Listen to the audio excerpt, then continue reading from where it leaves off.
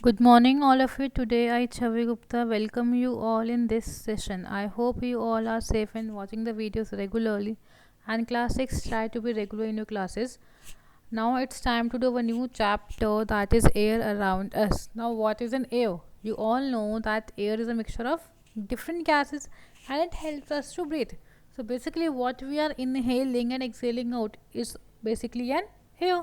So, air is a mixture of different gases. Now we know that we can feel air, we can smell the fragrance of any substance through air.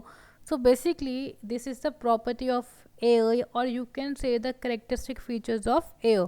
So now we will study about the properties of air. What are the properties of air? The first, it is colorless. Colorless means they do not have any color. Okay, that means they do not have any color or taste. Next, it is transparent. बिल्कुल transparent है. Transparent means which allow the light ray to pass through them completely. So air is a transparent object. Okay, next, it occupies space. It fills the all the space in the container which is otherwise empty and seems to be empty. Now it says, the third point says that air occupies space. मतलब air कुछ space लेती है.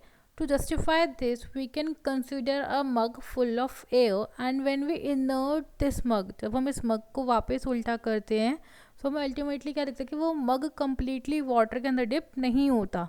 तो that shows कि जितने part में वो completely dip नहीं हुआ, मग पूरा वाटर के अंदर नहीं गया, दैट शोज कि उतने पार्ट में एयर फिल है. So that shows that air occupies space.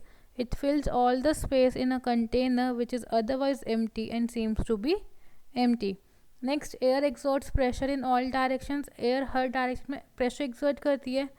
Okay, next, all living organisms require air for their survival. ये हम सबको पता है that we need air for our survival, that is oxygen, and we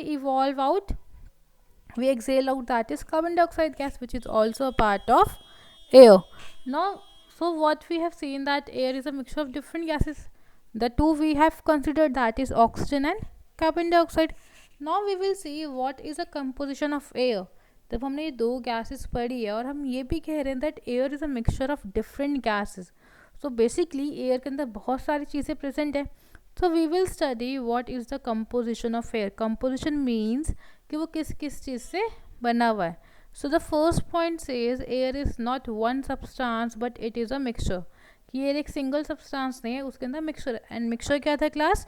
जिसके अंदर बहुत सारी चीज़ें इकट्ठे मिक्स हुई हुई है. Okay, so it says that it is a mixture of some gases, water vapor and dust particles. Now we will see the composition of air over here. In this you can see that we have 78% nitrogen. We have 78% nitrogen. This one. Here we have 78% nitrogen. So that means ये जो पूरा blue वाला है, this one, ये पूरा क्या है? 78% nitrogen. Now next, this red planet, ये जो पूरा red है आपका, this is your oxygen, that is 21%. So 78 plus 21, that comes out to be 99. So 1% is left. So this 1%, that is a yellow one, is your the 1% gas जिसमें, in which we have carbon dioxide gas, water vapor and other gases. Okay, so this is the composition of air. So you can see the gases in the air are mainly nitrogen, that is 78%, oxygen 21%, and a small amount of carbon dioxide gas and other gases and water vapor constitute 1%. Okay. Now अब हमने composition पढ़ा, तो हम अलग अलग particles, जो अलग अलग कंपोनेंट्स थे एयर के, हम उसके बारे में कुछ डिस्कस कर रहे हैं यहाँ पे. The first is water vapour. The first one is water vapour. As you all know that air contains water vapour. तभी तो आपके क्लाउड फॉर्मेशन होती है, वाटर ड्रॉपलेट्स कूल डाउन हो जाते हैं. Okay, so when air comes in contact with a cool surface it gets cool and fog appears. यही होता है विंटर्स में. सो बेसिकली क्या हुआ कि जब विंटर्स आती हैं तो वो कूल एक साथ कांटेक्ट करते हैं वाटर वेपर, एंड वो वाटर ड्रॉपलेट की फॉर्म में स्टिक कर जाते हैं फॉग की टर्म्स में. Next, the presence of water vapour in the air is important for the water cycle in nature. ये आप सबको पता है कि अगर वाटर वेपर है तो वाटर साइकिल मेंटेन होती है. तो we have considered water vapours. Now the next part is dust particles.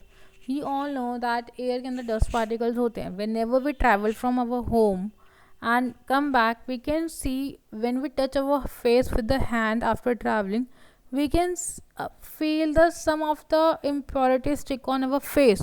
That is basically the dust particles which stick on your face. So this shows that air contains some dust particles. The presence of dust particle in air varies from place to place and time to time. Obviously कहीं पे dust particle ज़्यादा होता है, कहीं पे dust particles कम होता है. Now the next component is oxygen. We all know that oxygen is 21%. Okay. Next आपको पता है कि oxygen burning में help करती है. Next oxygen important क्यों है? For the inhaling process. So basically we need oxygen for our survival. So the component of air that supports burning is called oxygen. Oxygen is necessary for the survival of all living beings. It is required in respiration. Next, percentage of oxygen in the air is around 20.95%. Okay. Next is nitrogen. Next component which is 78.78%. So major part आपका air का किसका बना हुआ है? Nitrogen का.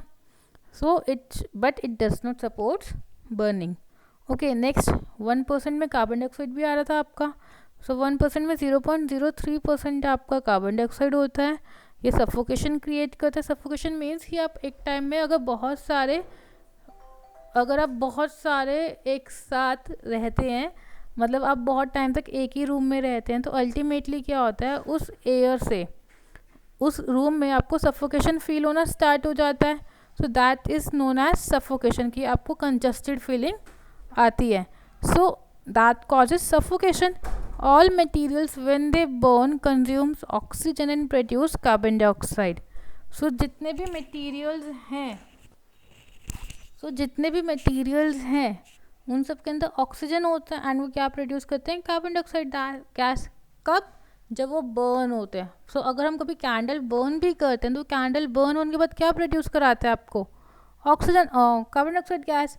And क्या inhale करेगा burning के लिए? Oxygen. Now next is it is also produce along with water vapour during respiration. अब जब भी कार्बन डाइऑक्साइड गैस रिलीज होती है रेस्पिरेशन के टाइम पे, तो वाटर वेपर रिलीज करती है. Next, plant needs carbon dioxide. आप सबको पता है फोटोसिंथेसिस में प्लांट्स को कार्बन डाइऑक्साइड गैस चाहिए होती है सो दैट वो सर्वाइव कर सके. Okay. So that we have seen the composition of air in detail. Now next we will see what are the uses of air. जब air में composition इतनी ज़्यादा वेराइटी में है तो कंपोजिशन ऑफ एयर का कुछ ना कुछ यूज़ तो होगा. So what are they? The first is कि वो air exerts force on objects that come in its way. ये आप सबको पता है कि एयर फोर्स लगाती है, तभी तो आपको साइकिल को मूव कराने में ईजी होता है और मूव कराने में डिफ़िकल्टी होती है. सपोज़ करो आपकी साइकिल आपके साथ आपकी एयर जो है वो ब्लो कर रही है आपसे आगे. दैट मीन्स नॉर्थ की डायरेक्शन ईस्ट की डायरेक्शन में एयर ब्लो कर रही है एंड ईस्ट की ही डायरेक्शन में आप साइकिल रन करो तो आपकी साइकिल ईजीली मूव कर जाती है. बट अगर आपने साइकिल वेस्ट की तरफ चलाई है और एयर आपकी ईस्ट की तरफ है तो आपको मूव कराने में थोड़ी दिक्कत होती है. सो दैट मीन्स कि एयर ने फोर्स लगाई है. Okay. Pinwheel is based on the force applied by air. Next, air helps in the movement of sailing याक्स. आपने देखा है जितनी भी बोट्स होती हैं या याक्ट्स होती हैं, स्लाइडर्स होते हैं, पैराशूट्स होते हैं, वो एयर की मूवमेंट में ईजिली फ्लो कर जाते हैं. ठीक है. बट अगर वो अपोजिट डायरेक्शन होते तो उनको ज़्यादा फोर्स लगानी पड़ती है. Next, air also help in seed disposal. Air seed disposal में हेल्प करता है. पॉलन ग्रेन्स की मूवमेंट में हेल्प करता है. अब हमने उसमें पढ़ा था गेटिंग टू नो प्लांट्स में. कंप्रेस्ड एयर आपके व्हीकल्स में फिल होती है. जब आप कहते हो ना कि टायर में हवा कम हो गई है, दैट मीन्स कि वहाँ पे कौन सी एयर है? वो एयर फिल हो रही है वहाँ पे. नेक्स्ट, आपके बैलून्स और फर्टिलाइजर्स में आपके नाइट्रोजन्स जो आप फर्टिलाइजर्स यूज़ करते हैं सॉइल को फर्टाइल बनाने में, that contains nitrogen and nitrogen is a component of air. Okay. Next, winnowing हमने पढ़ा था जिसमें एयर की मूवमेंट से हैवी सीड्स पार्टिकल्स नीचे रह जाते हैं और लाइट वेट पार्टिकल्स विंड की हेल्प से मूव कर जाते हैं. That is a winnowing. तो वहाँ पे कौन हेल्प कर रहा है? विंड हेल्प कर रही है. नेक्स्ट, इंस्ट्रूमेंट्स को मूव कराने में या प्ले कराने में आपको एयर चाहिए. लाइक आप फ्लूट ब्लो करते हैं, फ्लूट प्ले करते हैं, तो उस फ्लूट के मतलब बांसुरी प्ले करते हैं तो उस बांसुरी में क्या चाहिए आपको? एयर. एंड वो एयर क्या है कि आप एयर ब्लो करते हैं जिस फैशन में आप एयर ब्लो करेंगे उसी फैशन में आपका नोट्स डेवलप होते हैं और साउंड आती है। वैसे बर्ड्स एंड बैट्स इंसेक्ट्स को फ्लाई करने के लिए एयर चाहिए। नेक्स्ट, आप मेरी आवाज़ सुन पा रहे हैं, that was all because of air. Next, wind mills अगर रोटेट करते हैं तो आपको इलेक्ट्रिसिटी प्रोड्यूस कराते हैं। तो you can see the different components uses of air. The first is selling, जो विंड की डायरेक्शन की हेल्प से ईजिली बोट सेल कर जाती है, मूव करती है। हेयर ड्राइंग आप सबको पता है। Flying, kite flying, parachutes and balloon, सब में क्या होता है, एयर एंड एयर के डिफरेंट डिफरेंट यूजेस हैं।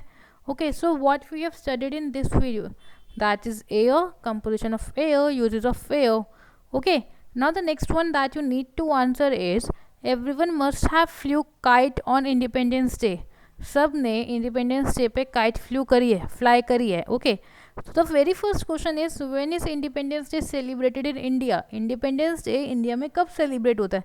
नेक्स्ट, क्या does flying kite affected by the speed of wind.